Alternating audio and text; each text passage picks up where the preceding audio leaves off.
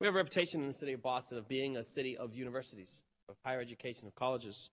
We have nearly 40 colleges right within the 617 area code. We're not even talking about greater Boston where you move into Cambridge and neighboring towns. We have 40 right in our city. Heading into April, it's important to note that April is Sexual Assault Awareness Month. It's the month that's been dedicated to really focusing on the issue of sexual assault and understanding that that's an issue that affects all of us, whether or not we've been victimized by sexual assault. According to Campus Sexual Assault Study Final Report, 1 out of 5 undergraduate women and 1 out of 16 undergraduate men experience an attempted or completed sexual assault while in college. The National Institute of Justice has found that victims of sexual assault are often reluctant to report due to many factors, including the fear of not being believed, being judged for their actions, and the incident not being considered serious by the officials, resulting in fewer than 5% of completed or attempted rapes on college campuses being reported to law enforcement. You hear that right. 95% of attempted or completed sexual assaults on our college campuses go unreported because of the feelings the victim has as to what happens once they report the issue.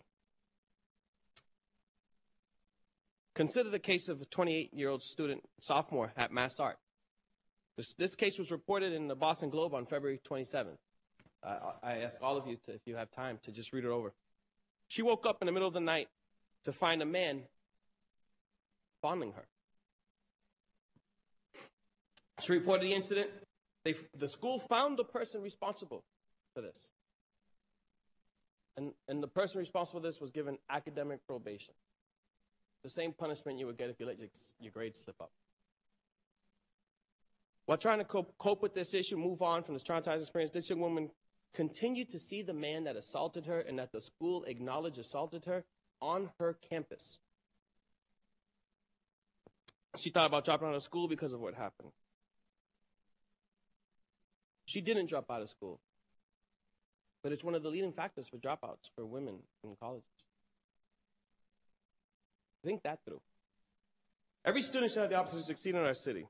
Without the prevention efforts, without proper investigation of assault, without the fair consequences for the person responsible for the sexual assault, we are not really giving a fair chance to the young person who comes here to get education who becomes a victim of that assault.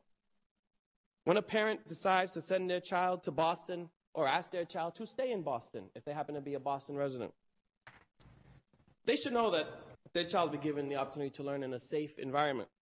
When a person makes a decision to study, make a life here, we need to know and care about their well-being.